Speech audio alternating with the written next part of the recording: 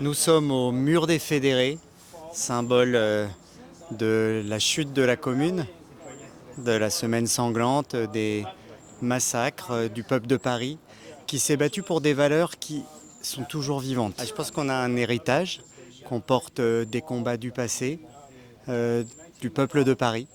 Et la commune reste un symbole extrêmement fort, notamment pour les Parisiens, pour la gauche parisienne, que nous n'avons pas oublié, même si beaucoup de livres d'histoire l'occultent.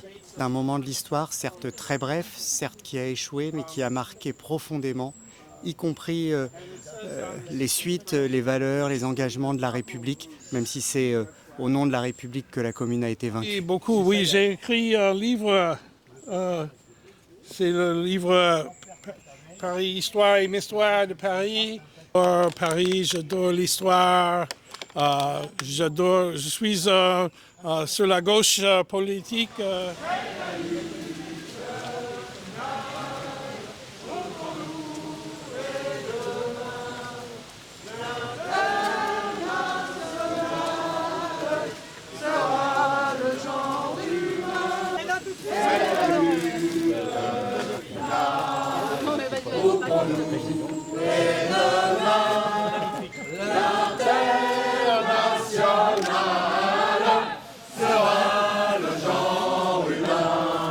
C'est super important d'être là tous les ans, voilà, à la montée au mur des fédérés, de se souvenir de la commune, se souvenir à la fois du projet que la commune portait en termes d'émancipation, en termes de démocratie. C'est une auto-organisation, c'est avec tout un tas de mesures, tu vois, d'autogestion des ateliers, d'égalité femmes-hommes, d'école pour tous, de lutte sur... Tu sais, ils avaient aussi lutté pour l'exonération de 3 mois de loyer après la guerre, tu vois. La révocation des élus aussi. La révocation des élus, exactement, c'est important, tu vois. Et puis c'est aussi se souvenir que tu as une répression sanglante, quoi. Inacceptable, gravissime, voilà. Et donc c'est important, tu vois, c'est l'histoire du mouvement ouvrier. Et voilà. Et c'est très inspirant, tu sais, les Kurdes au Rojava s'inspirent énormément de la commune et de ce municipalisme. On y est très attaché et pourtant ce qu'on est en train de commémorer, ça se finit dans un bain de sang. Ça a été sanglant, particulièrement dans le 20e, rue de Ménilmontant, etc. Et pourtant, on est tous ici, on chante des chansons révolutionnaires, on a envie de leur rendre hommage parce que c'est une partie de notre, de notre vie commune, de notre vie politique commune, dont on se sent tous héritiers et héritières. C'est encore plus important par les temps qui courent, hein, parce qu'il faut que cet esprit de la commune et toutes les valeurs qu'elle portait reprennent un peu le haut du pavé, parce que c'est pas ça qu'on entend en ce moment dans notre pays. Surtout qu'on est un petit peu en perte de vitesse, un peu sur le collectif, non ? Sur le collectif, sur les valeurs de solidarité, d'égalité, sur l'antiracisme, sur le mouvement ouvrier. Voilà, il faut qu'on reprenne du poil de la bête et c'est chouette parce que à cette commémoration, toute la gauche se retrouve ensemble derrière ces valeurs qui sont le ciment de toutes nos organisations quand même.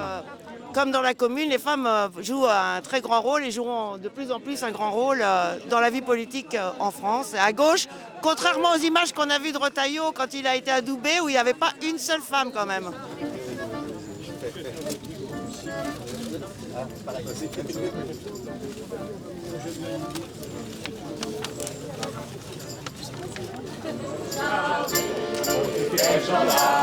Bientôt, on ne voit plus par les chemins que les milliards des esclaves et le musée des esclavages. Paris sur de la misère, les Romains sont tremblants, la main des pauvres, conseil de guerre, et les pavés sont dissolvants. Oui, mais ça rentre dans le mort, c'est vrai jour. Qui diront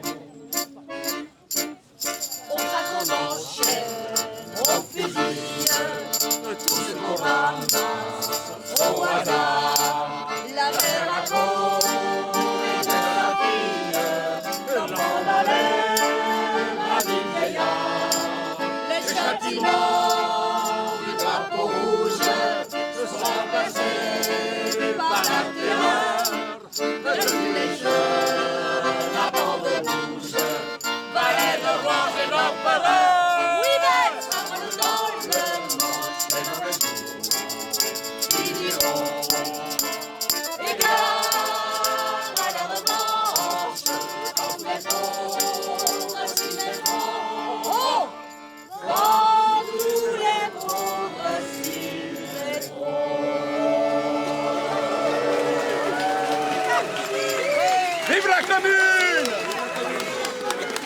C'est une des plus grandes expériences sociales et démocratiques qu'on a eues en France et sûrement en Europe. Donc évidemment qu'en tant que militant de gauche, pour nous c'est quelque chose d'important. C'est une inspiration à la radicalité, c'est une inspiration à le programme de la Commune de Paris en 3 mois. Tout ce qui a pu être proposé et tout ça, c'est des trucs qu'on n'a toujours pas en fait. Là, à Paris, il faudrait toujours réquisitionner les logements vacants, tout ça, donc on est toujours sur ça. Et, c'est un idéal, j'imagine qu'on aimerait, enfin toutes les personnes ici aimeraient reproduire d'une certaine manière un jour. Donc c'est la beauté de voir ça, de voir les gens réunis, c'est croire que c'est possible, quoi. Ça reste du folklore, ça reste de la mémoire, c'est pas avec ça qu'on change les choses. Et je pense que c'est important de ne pas se contenter à des drapeaux et des chants, mais ça fait quand même partie des rassemblements importants de la gauche pour se remémorer d'une histoire qui est quand même toujours assez actuelle. Ce n'est pas le pilier du bagne, c'est l'honnête homme dont la main dans la plume le marteau gagne, en suivant son morceau de pain. C'est le père enfin qui travaille, des jours et quelquefois des nuits, c'est le canaille. J'espère qu'on finira pas fusillé, mais on baissera jamais les bras.